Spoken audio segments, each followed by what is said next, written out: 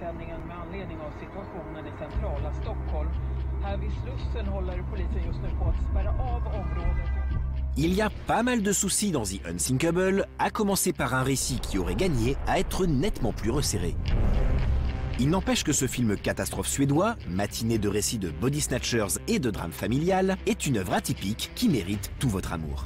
Et nous allons vous expliquer pourquoi avec l'aide de 3 de ses initiateurs, le producteur Albin Peterson, le producteur, sound designer et responsable des repérages Ole Tolen et le comédien et scénariste Christopher Nordenroth. Et pour bien saisir toute la particularité de The Unsinkable, il faut déjà connaître Crazy Pictures. Hallå, hallå! Tja! Vi som är Crazy Pictures. Crazy Pictures is a Swedish film collective. We are 5 people that are working very close together. We're sitting in a town called Norrköping and our own studio and office where we kind of have everything from doing pre-production to post-production. I'm not a part of the collective that is Crazy Pictures, but I met them when they were 17 years old, like 12 years ago. And at the same time I had started as an actor and I felt like there were no parts for me out there that I actually wanted to play. So I started writing my own scripts, like short movies, and at the same time they wanted to do crazy films. So we started making these short movies together.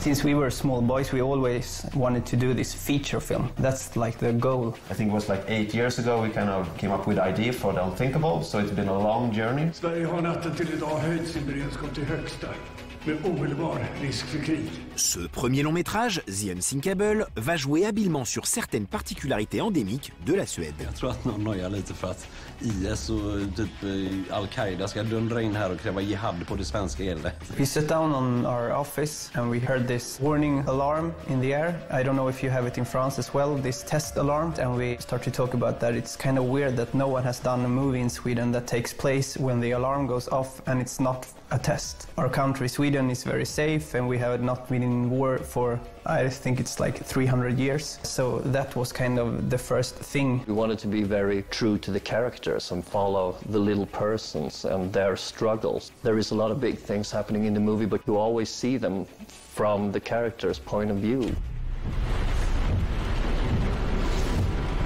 Reste que financer un film catastrophe en Suède semble être un défi insurmontable. We went out to the industry asking them if this was something they wanted to be a part of, blowing up Stockholm and making like a big catastrophic movie.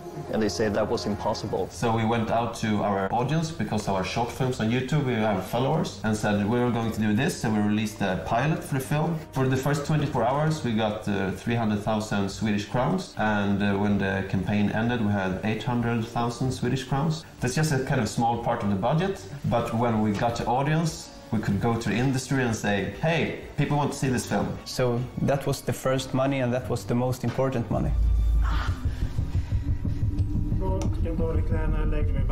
Il n'empêche que le budget de The Unsinkable monte péniblement au-dessus d'1 million d'euros, ce qui impose au collectif d'être très astucieux, notamment dans le choix des nombres décors du film. We found an old nuclear power plant that were built in the 60s, but they never used it. So it's a kind of place with 650 rooms, and we kind of got a keep. Inside the power plant, we built a big set for the ending scene inside the church, 200 square meters. L'équipe va également se montrer pleine de ressources pour sublimer la texture numérique de leur caméra. In this film we tried to find a look of the film, so we actually found these old Soviet lenses from the 60s. We kind of bought them from eBay for like no money at all, and we modified them, and so we could put them on our camera. And the film is shot on a Sony FS7, more like a TV camera, but with these lenses and the way we have done it, we kind of made it work. Alex, vad är det som händer? Jag vet inte, det är någonting som håller på att hända. Folk beter sig konstigt och militärer håller på att samlas på någon flygbas utanför Norrköping. Le savoir-faire de Crazy Pictures se manifeste dans quelques scènes impressionnantes, comme une séquence extrêmement intense située sur un pont à Stockholm. We have a bridge in Stockholm where there's big crashes between all the cars, and we can't be in Stockholm and doing that, it's impossible. So we did that at an old airport in Norrköping. We made the cars radio control, like a small radio control car. So we kind of got a lot of cars from like a car garbage place and repainted them, and then we could smash them with a radio control system, because then it's actually pretty cheap, and it's very safe because no people need to be around it. And then we put VFX team to do the set extensions, all the surroundings, so people think that the scene takes place in Stockholm, but it's actually in our small town and on this airport. Après le succès de The Unsinkable, Crazy Pictures n'est évidemment pas prêt de s'arrêter en si bon chemin.